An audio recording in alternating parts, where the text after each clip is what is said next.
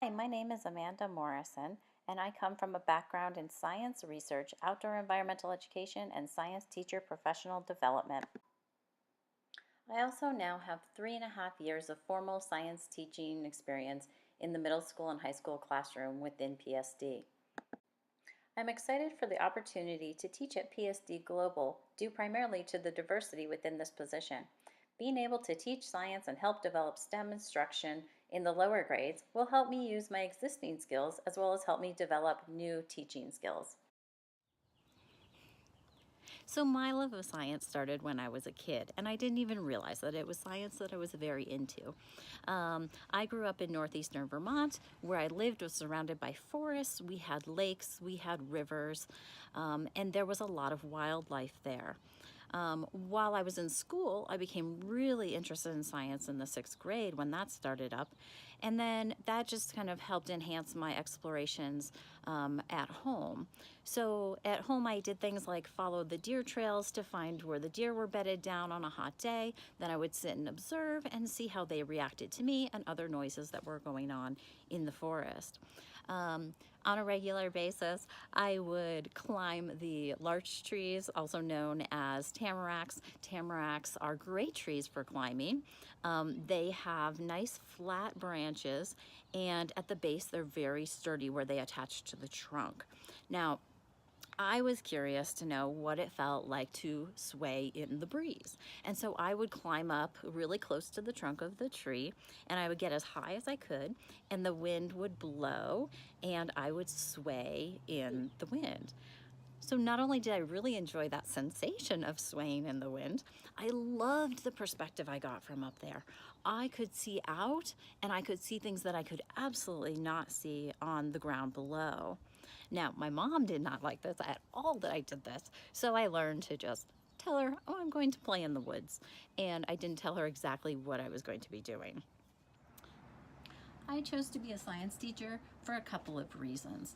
One is that science is not static. It's diverse and ever-changing. It explains everything around us, and it keeps me challenged. My challenge is to keep up on the science and know what's current and what's the latest theory or explanation for something. Teaching is also not static. There's so much variety and so much opportunity in teaching to try new things. I love that I can teach a lesson one way, evaluate how that lesson went through assessment, and then make revisions and try again to see if I had more of an impact at teaching it a different way. This challenges me to come up with new ways to excite and engage my students, and also helps me remember that teaching and learning needs to be relevant to my audience. I also chose to become a teacher because I experienced something over and over again when I worked in Yellowstone National Park. I was a field researcher. I studied elk and wolf relationships, and I also did an inventory of all of the invasive plants in the northern range of Yellowstone National Park. It was a fantastic job. I was in the field. I was looking at wildlife and plants all day long, and it was an experience I'll never forget. What really struck me was the number of tourists who approached me as I was doing my work, and I was definitely noticeable. I had a huge backpack on. I had a radio telemetry antenna that stuck 3 feet up in the air above my head, and people would say, "What are you doing? Are you contacting aliens?" And I would kind of laugh, and I would say, "No, I'm studying elk and wolf relationships."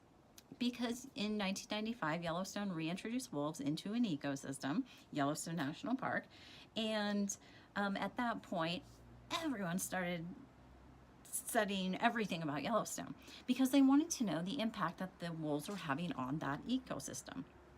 So as I explained over and over and over again to tourists what I was doing, what the research was all about, I started to realize the general population doesn't really understand science so well, especially as it relates to them and their impact on the natural world.